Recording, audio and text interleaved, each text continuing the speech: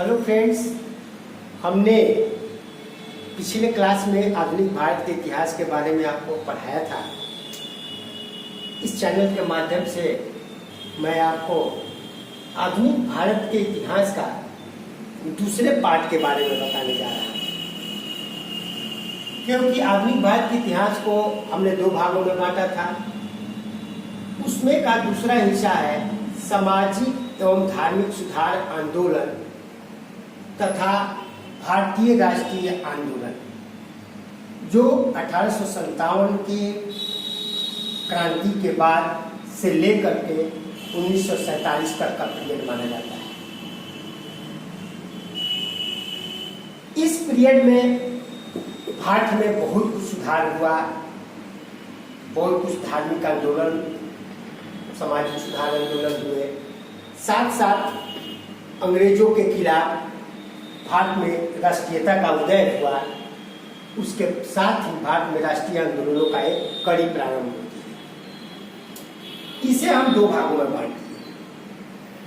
पहला सामाजिक एवं धार्मिक सुधार आंदोलन, जो 1857 से लेकर 1885 तक रहा। इसके बाद आता है दूसरा भारतीय राष्ट्रीय आंदोलन, जो 1885 से लेकर 1947 तक है।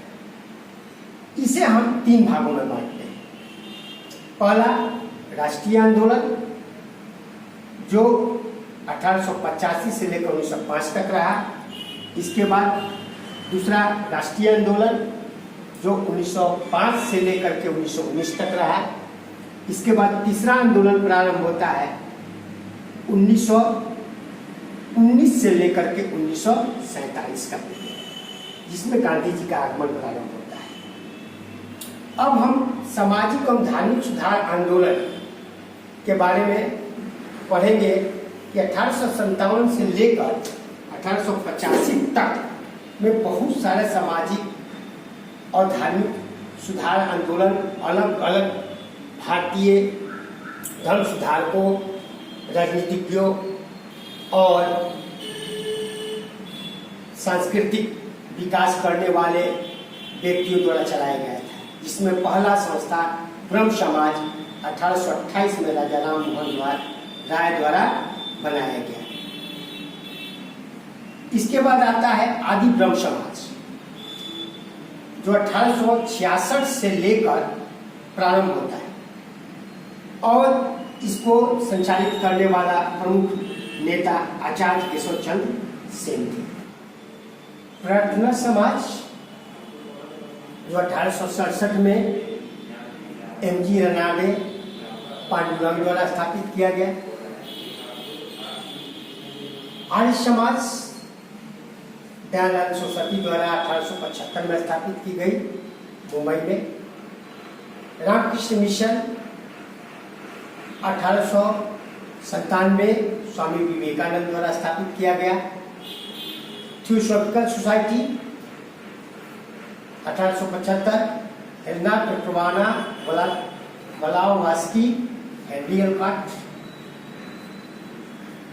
यंग बंगाल आंदोलन 1826 हेनरी बेबियन टेरेजियो द्वारा स्थापित किया गया।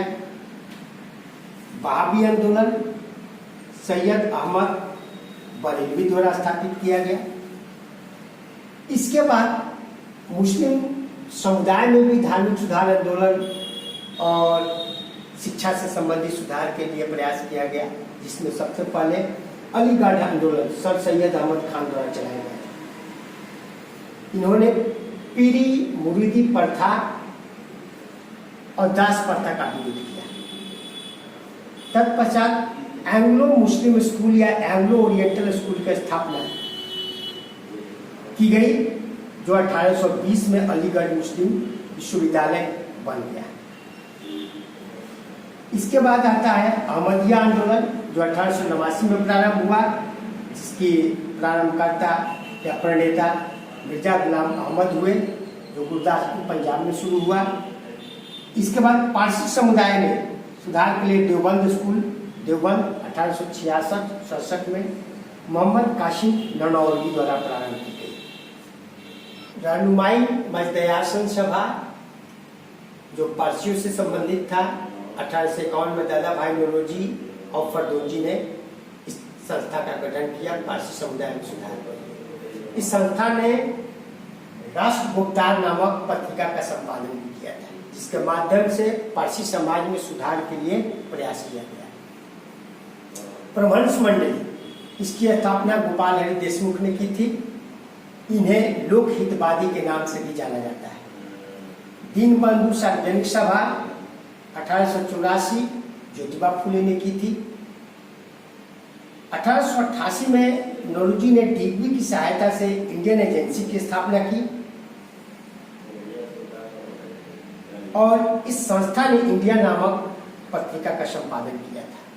इसके बाद आता है सामाजिक सुधार आंदोलन, जिसमें अनेक भारतीय नेताओं के प्रयास से बहुत सारे सामाजिक कुरीतियों को खत्म करने के लिए कोशिश की गई थी, जिसमें सबसे पहला प्रयास भारत में सती प्रथा का अंत को लेकर है, जिसके बारे में सबसे पहले राजा राम मोहन राय ने मुहिम चलाया और 1829 में जब लॉर्ड विलियम बेंटिक बंगाल का गवर्नर जनरल बना, तत्पश्चात वो भारत का प्रथम गवर्नर जनरल बना, तो उसने सबसे पहले 17वें नियम के अनुसार सती प्रथा को अवैध घोषित कर दिया। बाल हत्या, यह भी भारत के समाज में प्रचलित एक महत्वपूर्ण कुरीतियां थी, जिसे लॉर्ड हार्डिंग ने 1795 में बंगाल के नियम 21 एवं 1804 के नियम 3 से बाल हत्या को साधारण हत्या मान लिया जाए और इस पर रोक लगा दी गई। दास प्रथा पूरे विश्व और भारतीय समाज के लिए एक अभिशाप था, जिसको लेकर सबसे पहले इंग्लैंड में 1833 में प्रतिबंध लगाया गया। तत्पश्चात 1843 में भारत में भी इसे अवैध घोषित कर दिया। विधवा पुनर्विवाह 1856 में लॉर्ड कैनिंग द्वारा ईश्वर चंद्र विद्यासागर के प्रयास से विधवाओं को पुनः शादी करने का अधिकार दिया गया।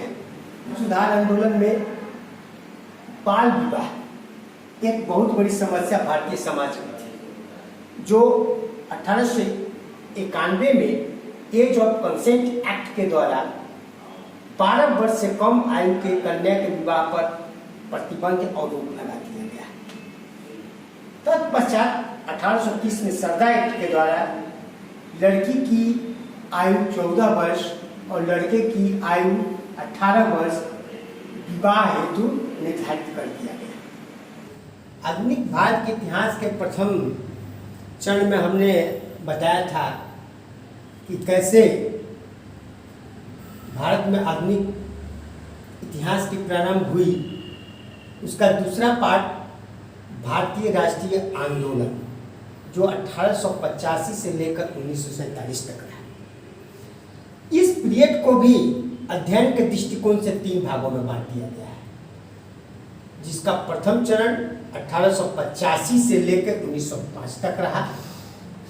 इसके बाद द्वितीय चरण 1905 से लेकर 1919 तक रहा और तृतीय चरण 1919 से लेकर 1947 तक रहा।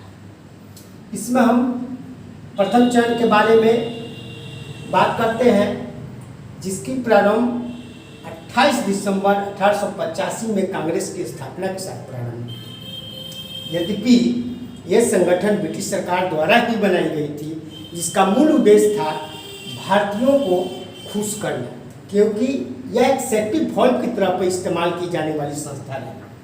इसकी स्थापना भी अंग्रेज अधिकारी द्वारा ही की गई थी।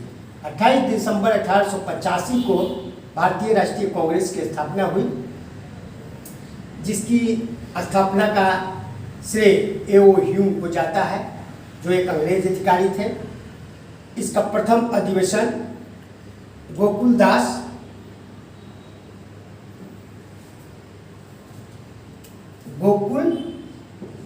दास तेजपाल संस्कृत कॉलेज में हुआ, जो मुंबई में है। इसके प्रथम अध्यक्ष वैमोश चंद्र बनर्जी हुए और इनकी अध्यक्षता में इसकी पहली बैठक हुई थी। लोकमित्र पत्रिका का संपादन एओ ह्यूम ने किया था। 1887 में दादा भाई नौरोजी ने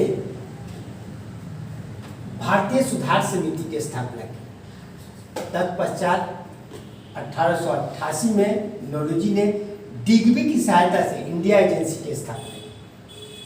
1889 में कांग्रेस की ब्रिटिश समिति ने इंडिया नाम का पत्रिका का संपादन किया। 1893 में बाल गंगाधर तिलक के सहयोग से पहली बार राष्ट्रीय आंदोलन को स्फूर्ति प्रदान करने के लिए गणपति पूजा की व्यवस्था की गई। तत्पश्चात 1895 में शिवाजी महोत्सव मनाने की परंपरा महाराष्ट्र में प्रारंभ की गई। उस दौरान में 1897 के पीरियड में बड़े पैमाने पर प्लेग संबंधी रोग दक्षिण क्षेत्रों में, महाराष्ट्र क्षेत्रों में फैला हुआ था, जिसके कारण बहुत सारा अंग्रेज अधिकारियों द्वारा अलग अलग तरीका से भारतीयों के साथ बुरा व्यवहार किया जा रहा था। उसके विरोध में चापेकर बंधुओं ने प्लेग कमिश्नर अमरस्ट की हत्या 1897 में कर दी। 19 जुलाई 1905 को बंगाल विभाजन का निर्णय की घोषणा की गई थी। 16 अगस्त 1905 को बंगाल विभाजन पूर्ण रूप से प्रभावी हुआ। इसके विरोध में इस दिन बंगाल में शोक दिवस के रूप में मनाया गया।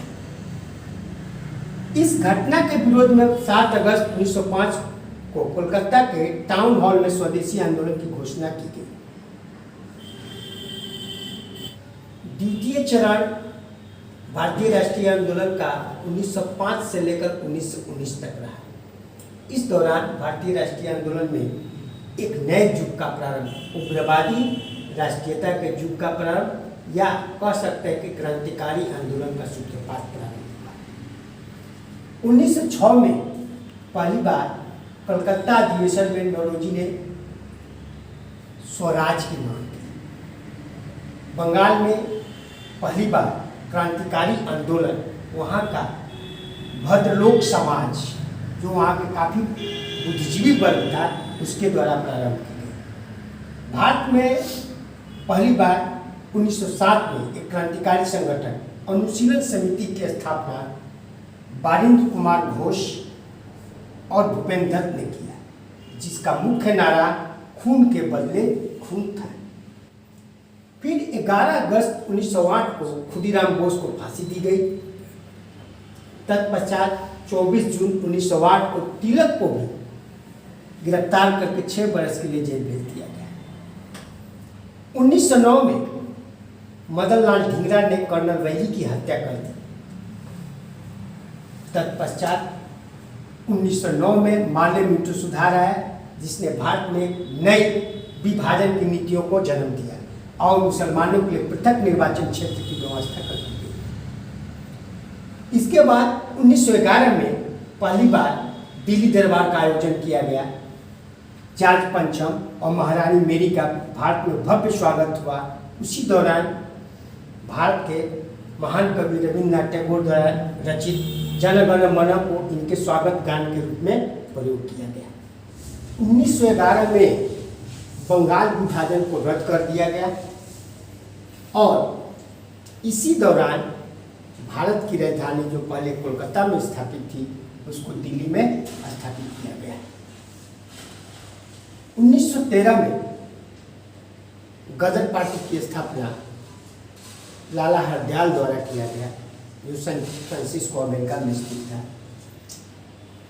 इस क्रांतिकारी संगठन का मुख्यालय जुगान्तर आश्रम के नाम से जाना जाता है और इस क्रांतिकारी संगठन जुगान्तर नामक पत्रिका का भी प्रतिपादन किया था या संपादन किया था। 1914 में कामागाटा मारो एक ऐसी घटना हुई थी जिसमें गुरदीप सिंह नाम के एक सरदार ने कामागाटा मारू नाम का एक जहाज किराए पर लिया था और इसमें कई भारतीयों को बैठा करके वह कनाडा के वैंकूवर की तरफ गया, जहाँ पुलिस ने उसे वैंकूवर में कनाडा में प्रवेश करने से रोका था। इसके बाद 1916 में होम रूल लीग की स्थापना तिलक द्वारा की गई बेलगांव में। इस संगठन ने भारत में स्वराज को लेकर के एक नया नारा प्रारंभ किया। स्वराज हमारा जन्म सिद्ध अधिकार है और इसे हम लेकर ही रहेंगे, ऐसे नारा के साथ ये संगठन भारत में काम करना प्रारंभ किया। 20 अगस्त 1917 की घोषणा तत्काल गवर्नर जनरल मोंटेस्क्यू द्वारा भारत में की गई, जिसमें उसने भारत में भारतीय प्रशासन को चलाने के लिए भारतीयों के प्रतिनिधित्व को अधिक बढ़ाने पर जोर दिया। फिर 1915 में भारत में गांधी जी का आगमन हुआ। यहाँ से भारत के इतिहास में एक नए युग का प्रारंभ होता है, जिसे गांधी युग के नाम से जाना जाता है। 1916 में गांधी जी के सहयोग से साबरमती में साबरमती आश्रम की स्थापना की गई, जो गुजरात में स्थित है। 1917 में गांधी द्वारा भारत में सर्वप्रथम बिहार के चंपारण जिला में नील मजदूरों के शोषण के विरुद्ध में गांधी द्वारा चलाया गया प्रथम सत्याग्रह प्रारंभ होता है। 1918 गुजरात में खेड़ा में कर नहीं आंदोलन गांधी द्वारा चलाया गया।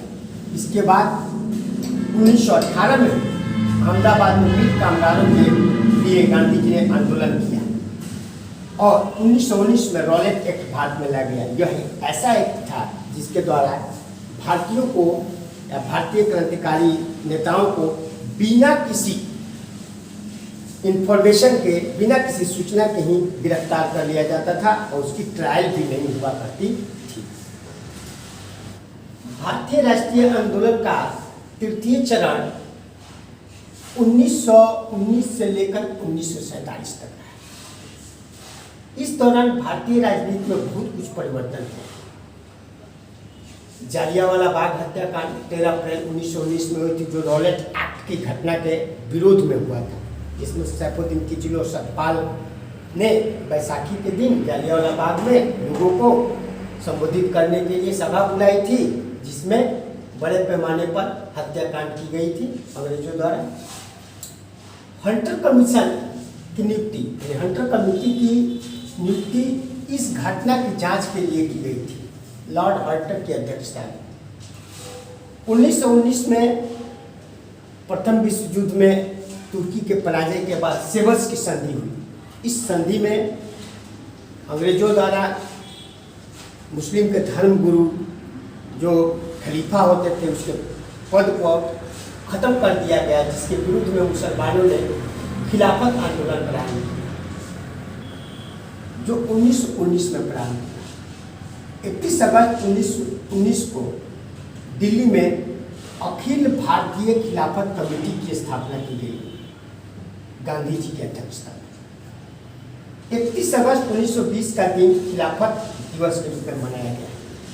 तत्पश्चात 1920 में असहयोग आंदोलन के कार्यक्रम पर विचार के लिए कलकत्ता का अधिवेशन हुआ।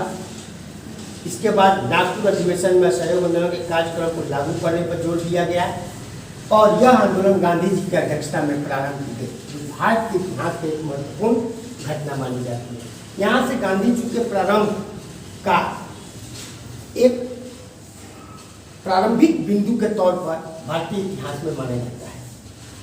1921 में आंदोलन के लिए तिलक स्वराज फंड की स्थापना की गई, जो इस आंदोलन के चलाने के लिए जो खर्च होगा उसकी व्यवस्था की गई।